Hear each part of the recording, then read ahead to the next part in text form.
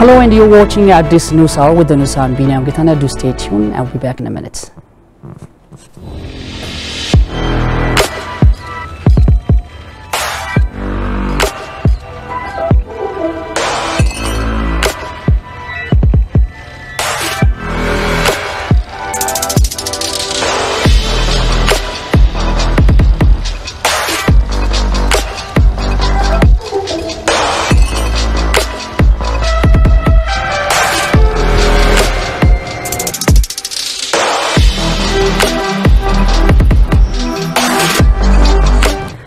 Once again, you're watching at this news hour with the news. I'm Gitana. Thank you for joining us and do stay tuned. Ethiopia has been nominated by the Executive Council of the African Union to serve as members of the World Aviation Organization Council, representing Africa. The council unanimously approved its nomination. The Ethiopian delegation, led by the Deputy Prime Minister in Foreign Affairs, Mr. Demeke Mekonnen, participated in the regular meeting of the Executive Council held in Zambia, Lukasa. Along with Ethiopia, other three countries were included. On the other hand, the Executive Council approved the African Union's 2023 budget to be $654.8 million. Deputy Prime Minister and Foreign Minister Demeke Mekonnen voiced the inappropriateness of the budget being used for peacekeeping to be fully covered by international partners during the approval of the budget. He stressed that the continent should cover the majority of the budget by itself, at least for key issues for peace. In the coming year, many other countries have also supported the idea. According to the Ministry of Foreign Affairs, the delegation, led by Deputy Prime Minister Demeke Mekonnen, who participated in the 41st regular meeting of the Executive Council of the African Union, concluded their visit and returned to Ethiopia.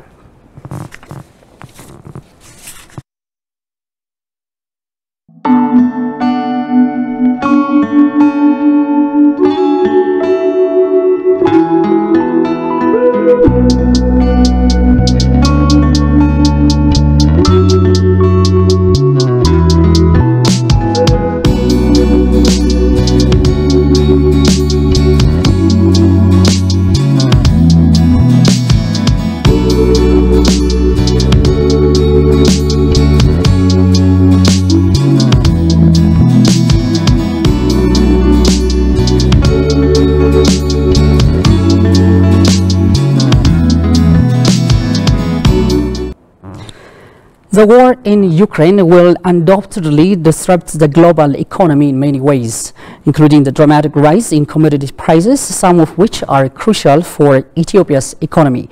Right now, I am joined in the studio by CEO of the Ethiopian Investments Holding, Mamo Mehretu, to tell us more on this regard. It's a pleasure to have you, sir. It's my pleasure. So the fact that, let's start with some of the latest point with regard to petrol prices, and it comes at a time of the runaway inflation when the May rises index reached about 37% almost, and high prices inevitably also fuel price of essential goods. So in this regard, what's the government plan to prevent such undesired backlash? What's your take on this? Well, I mean, I think the first thing is the conflict in Ukraine has significant impact on Ethiopian economy. As you know, inflation is now a clear and present danger in every economy globally, whether it's in Ethiopia or outside Ethiopia, in the US, in European Union, in England. Inflation is a predominant agenda. For example, in the US, the inflation that they registered is the highest in 40 years, and Ethiopia is not an exception. Of course, one potential commodity that's affected by the conflict is the price of energy, gas and oil, and Ethiopia is not immune from this.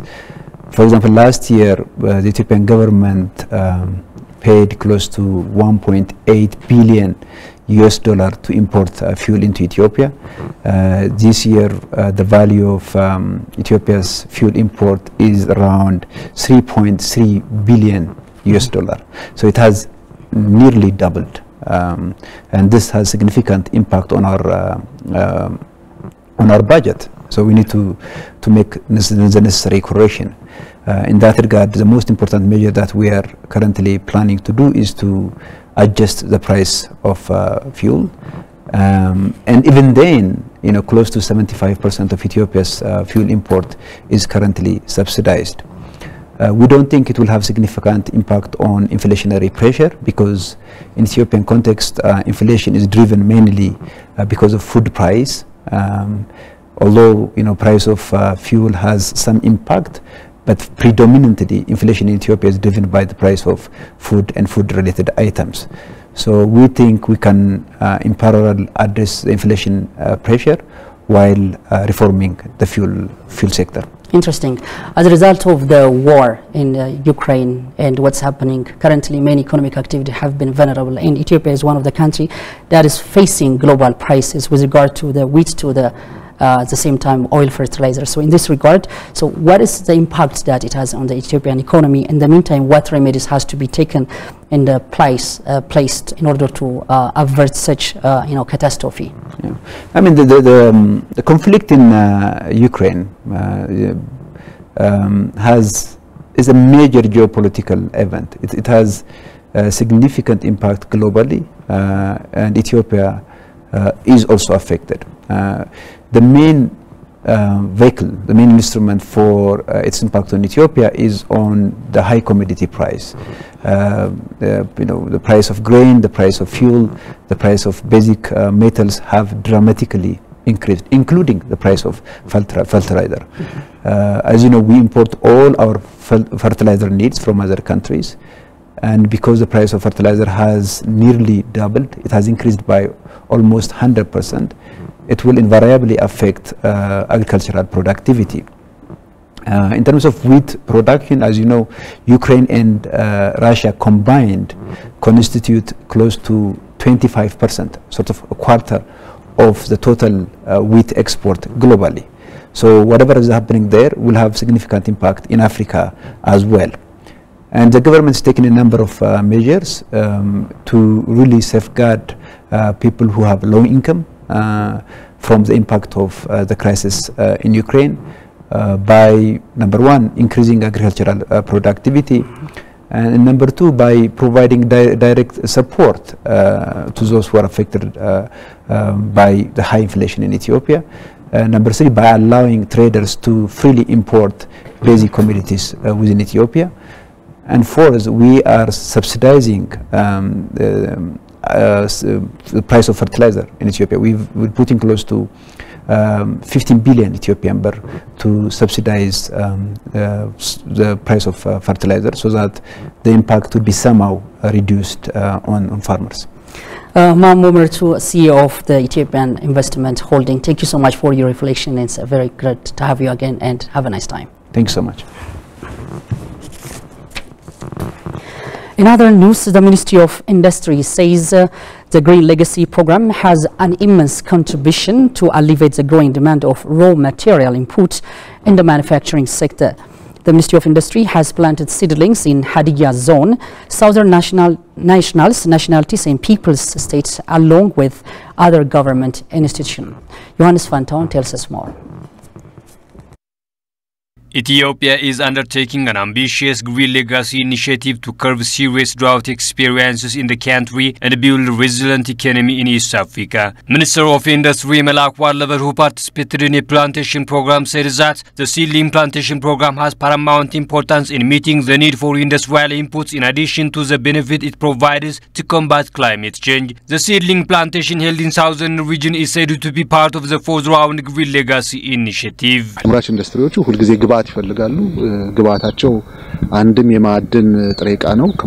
Manufacturing industries are always in need of raw material inputs. The raw material of the industry is also the agricultural product. Some of the agricultural raw materials are from forests. To meet this demand, especially the Green Legacy program is helpful to alleviate growing demand of the manufacturing industries. Therefore, we are undertaking the tree planting movement by coordinating all pertinent bodies.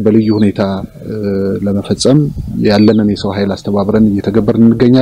ministry is working with an organized workforce to ensure the success of the National Forestry Program, which will greatly help the country in its effort to become self-sufficient in food, said the participants.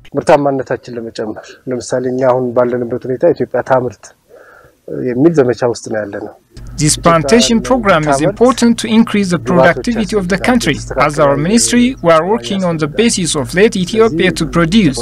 In order to increase production, it needs adequate inputs and a suitable climate. በሀገራችን የተጀመረው በተለይ ኢትዮጵያን እናልበሳት የሚለውን መርሃ ግብር Since the beginning of the Green Legacy program, seedling plantation programs have been conducted in various places. This is very crucial because it creates a favorable environment for the industry. Forestry contributes a lot to environmental protection. The Green Legacy initiative was launched with a target to plant 20 billion seedlings within a period of 4 years.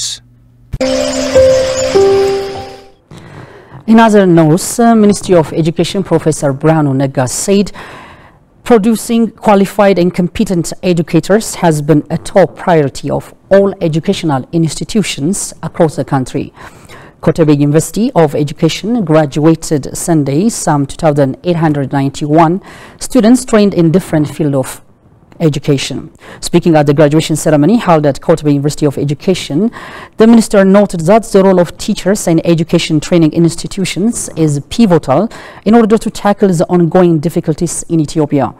We all have responsibility to save our country from the pain that it is facing. In this regard, the role of teachers in educational training institution is dual, according to Birhanu. Therefore, to ensure the quality of education with a view to creating qualified citizens by producing competent teachers is a vital issue, the professor underlined. According to Ethiopian news agency, Birhanu pledged the Ministry of Education will give the necessary support to educational training institutions in the upcoming Ethiopian academic year.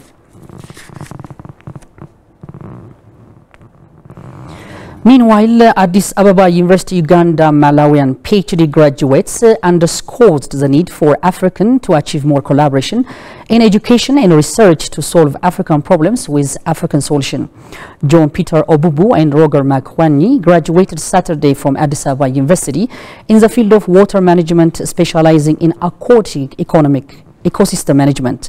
The graduates pointed out that their stay in Addis Ababa University during the last 4 years was in quote-unquote fabulous and enjoyable, and the university helped them to do research aimed at addressing African problems. John Peter Obubu told ENA that he appreciates the government of Ethiopia for giving him the opportunity to study at Addis Ababa University. Africa needs more research and needs collaboration more than ever before. Obubu said, adding that African countries must invest in research and education to bring solution for African problems.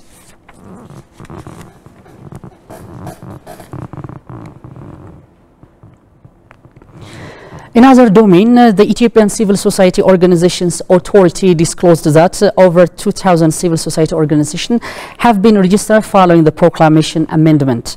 The authority further announced that the following the national reform massive legal amendments have been carried out to civil society organizations. This helps civil society organizations to actively engage in peace and development.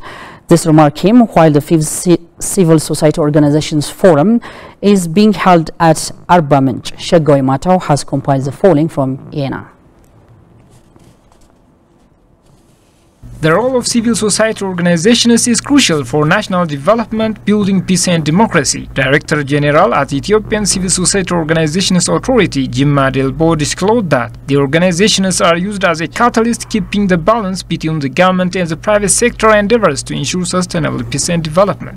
Civil society ለሀገር ልማት ለዲሞክራሲያዊ ስርዓት ግንባታ ለሰላም ግንባታ እጅግ በጣም Civil society organizations play significant role for national development, building a peace and democratic system. For instance, when we think of the government's development initiatives, there are 3 development actors. These are the government, the private sector and civil society organizations. We believe that the civil society organizations keep the balance between the government and the private sector's development endeavors. Balance መፍጠር የሚችል እንደሆነ ነው The former civil society organizations were unable to discharge their responsibility due to government's interference and draconian proclamation. However, the Director General also stated that the legal amendment platform, which is a result of the national reform, helped to bridge the gaps and increase the number of civil society organizations. በአጠቃላይ አሁን ተመዝግበው ያሉ የሲቪል ማህበረሰብ ድርጅቶች ከ3900 በላይ ድርጅቶች ናቸው. Overall, more than 3,900 civil society organizations organizations are registered now. Over 2,100 organizations have been registered only in the past 3 years. It's not time to talk their significant number, but it's our desire to have such a large number of organizations that can settle our society's challenges, decrease joblessness, and promote our society's culture of industriousness. It is to meet all these goals that we are working with regions together. ተጠቅሞ የማህበረሰባችንን ችግር የሚቀርፉ እንዲሆኑ መሻታችን ነው። በዛ ልክ ነው ከክልሎችም ጋራ ተባብረን እየሰራን ያለነው። Fasikaw Molla, Deputy Director General at Ethiopia Civil Society Organizations, for his part said that the civil society organizations will play a pivotal role to ensure the interest of all Ethiopians in the national dialogue, adding that the authority is working with the National Commission in conducting various studies and formulating the experiences of other countries. ካሁን ባለው ሁኔታ የሲቪል ማህበረሰብ ድርጅቶች ከዚህ አንፃር ጥናቶችን አስጠንተው The civil society organizations are conducting various studies and formulating experiences from other countries up to now. They are working with the National Commission to play their role in the national dialogue. In this regard, they have reached mutual understanding with the Commission to do what is expected from them. So, it's a good platform. የጋራ መግባባት ፈጥረው ለመስራት ጥረት እያደረጉ ነው። ጥሩ ፕላትፎርም እያመቻቹ ነው ያሉት።